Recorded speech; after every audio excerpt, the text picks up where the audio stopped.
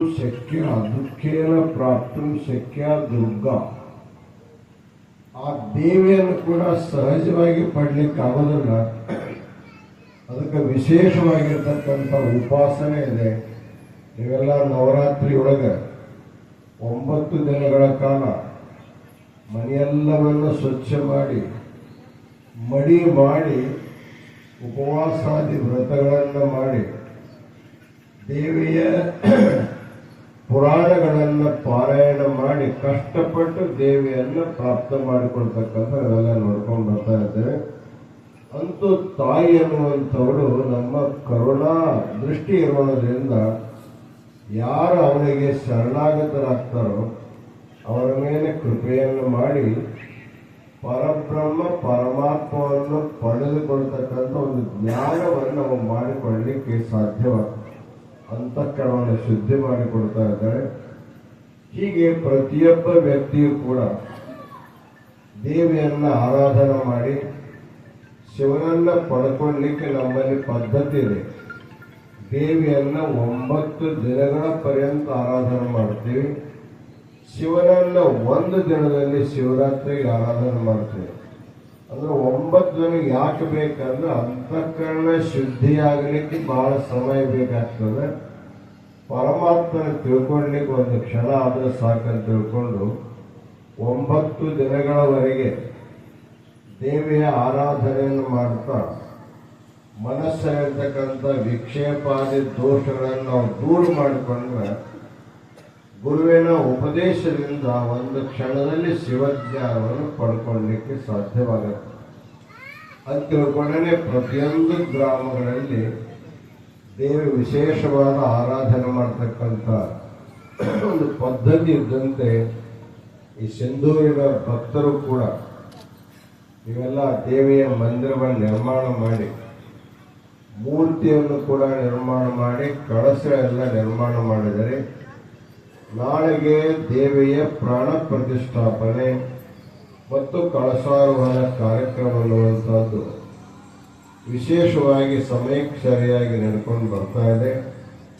ಆದ ಕಾರಣ ಪ್ರತಿಯೊಬ್ಬರೂ ಕೂಡ ಭಗವಂತನಲ್ಲಿ ಭಕ್ತಿಯನ್ನಿಟ್ಟಂತೆ ಭಗವತಿಯಲ್ಲಿ ಕೂಡ ಸಮಾನವಾದ ಭಕ್ತಿಯನ್ನು ಇಟ್ಕೊಂಡಿರ್ಬೇಕು. ನಿಮಗೆಲ್ಲ ಗುರುತದ ಭೃಂಗಿ ಅನ್ನುವಂಥ ಒಬ್ಬ ಗಣ ಕೇವಲ ಶಿವನ ಮೇಲೆ ಬಹಳ ಭಕ್ತಿ ಅವನಿಗೆ. ಶಿವನ ಮಗ್ಗಲಲ್ಲಿ ದೇವಿ ಇದ್ರು ಕೂಡ ಆಕೆ ನಮಸ್ಕಾರ ಮಾಡಲಾರ್ದೆ ಕೇವಲ ಶಿವನಿಗೆ ನಮಸ್ಕಾರ ಮಾಡಿ ಹೋಗ್ತಾ ಇದ್ದಾರೆ.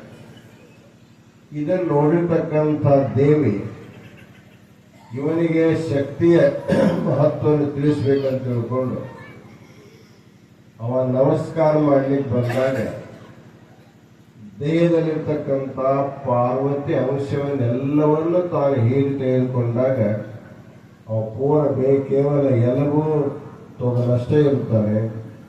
ಅವಾಗ ದೇವಿ ಗಾಳಿಯನ್ನು ಬಿಟ್ಟಾಗ ಅವ ತೂರ್ಕೊಂಡು ಹೋಗ್ತಾ ಇರ್ತಾನೆ.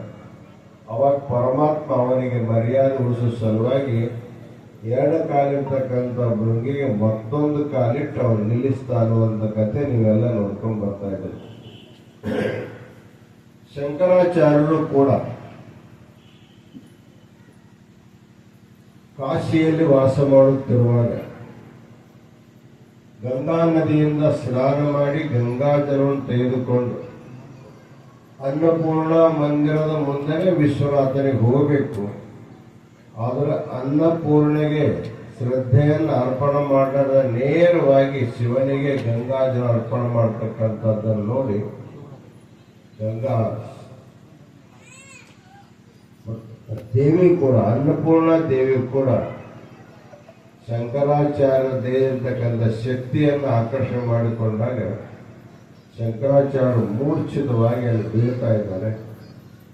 ಅವಾಗ ತನ್ನ ಮಗ ಬಿದ್ದಾನಂತ ತಿಳ್ಕೊಂಡು ಸ್ವತಃ ಬಂದು ಅವನಿಗೆ ಎಚ್ಚರ ಮಾಡಿದಾಗ ಅವಾಗ ಶಂಕರಾಚಾರ್ಯ ಗುರುತಾಗ್ತದೆ.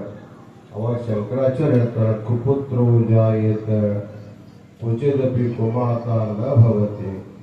ನನ್ನಂತ ಕೆಟ್ಟ ಮಕ್ಕಳು ಹುಟ್ಟಬಹುದು, ಅದ್ರ ತಾಯಿ ಮಾತ್ರ ಕೆಟ್ಟವಳಾಗ್ಲಿಕ್ಕೆ ಸಾಧ್ಯ ಇಲ್ಲ ಅಂತ ತಿಳ್ಕೊಂಡು ಆಮೇಲೆ ಶಂಕರಾಚಾರ್ಯರು ಕೂಡ ದೇವಿ ಅನೇಕ ಸ್ತೋತ್ರಗಳು ಮಾಡ್ತಿದ್ದೆಲ್ಲ ಕೇಳ್ಕೊಂಡ್ ಬರ್ತಾ ಇದ್ದೀರಿ. ಈಗ ಅದ್ವೈತ ಮತ ಸಂಸ್ಥಾಪನಾಚಾರ್ಯ ಇರ್ತಕ್ಕಂಥ ಶಂಕರಾಚಾರ್ಯರು ಕೂಡ ದೇವಿಗೆ ಮಹತ್ವ ಕೊಡೋದು ಅಷ್ಟೇ ಅಲ್ಲ, ಅವ್ರು ತಮ್ಮ ಪೀಠಕ್ಕೆ ಶಾರದಾ ಪೀಠ ಅಂತ ತಿಳ್ಕೊಂಡೇ ಶಕ್ತಿ ಪೀಠವನ್ನೇ ಸ್ಥಾಪನೆ ಮಾಡಿದ್ದಾರೆ. ಚಂದ್ರಮೌಳೀಶ್ವರ ಶಿವಲಿಂಗವನ್ನು ದಿನಾಲ ಅರ್ಚನೆ ಮಾಡ್ಕೊಂಡ್ ಬರ್ತಾ ಇದ್ದಾರೆ.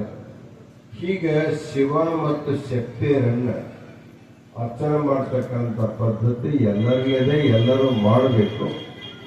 ಶಾಸ್ತ್ರದಲ್ಲೇ ಚರ್ಚೆ ಮಾಡ್ತಾ ಇದ್ರು ಕೂಡ ಭಕ್ತಿಯನ್ನು ಮಾತ್ರ ಎಲ್ಲರಲ್ಲಿ ಶಿವ ಮತ್ತು ಶಕ್ತಿ ಮಾಡ್ತಕ್ಕಂಥ ಭಕ್ತಿ ಇದ್ದೇ ಅನ್ನುವಂಥ ದೃಷ್ಟಿಯಿಂದ ನೀವೆಲ್ಲರೂ ತಿಳ್ಕೊಂಡು ಶಿವನಲ್ಲಿ ಹಾಗೂ ಶಕ್ತಿಯಲ್ಲಿ ಸಮಾನವಾದ ಭಕ್ತಿಯಿಂದ ನೀವು ನಡ್ಕೊಂಡದ್ದಾದರೆ ನಿಮ್ಮ ಸಂಸಾರದಲ್ಲಿ ಎಲ್ಲ ಥರದ ಸುಖ ಸಮೃದ್ಧಿ ಸಿಗಲಿಕ್ಕೆ ಸಾಧ್ಯ ಅನ್ನುವಂಥ ಮಾತನ್ನು ಈ ಸಂದರ್ಭದಲ್ಲಿ ಪಡಿಸ್ತಾರೆ. ಬಹಳ ಜನರಿಗೆ ಮಾತಾಡಲಿ ಅವಕಾಶ ಕೊಡಬೇಕಾಗಿತ್ತು, ಸಿಕ್ಕಿಲ್ಲ ಅವರಿಗೆ.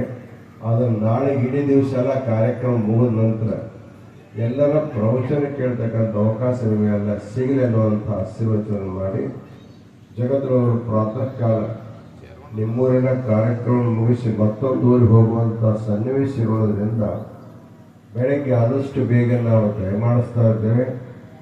ದೇವಿಗೆ ಪ್ರಾಣ ಪ್ರತಿಷ್ಠಾಪನೆಯನ್ನು ಮಾಡಿ ಕಳಶಾರೋಹಣವನ್ನು ಮಾಡಿ ನಿಮಗೆಲ್ಲ ದರ್ಶನವನ್ನು ಕೊಟ್ಟು ಪ್ರಸ್ತಾವ ಮಾಡ್ಕೊಳ್ತಕ್ಕಂಥ ಮಾತನ್ನು ತಿಳಿಸಿ ಎಲ್ಲರಿಗೂ ಶುಭವನ್ನು ಕೋರಿ ಈ ಆಶೀರ್ವಚನಕ್ಕೆ ವಿರಾಮ ಕೊಡ್ತಾ ಇದ್ದೇವೆ. ಓಂ ಶಾಂತಿ ಶಾಂತಿ ಶಾಂತಿ.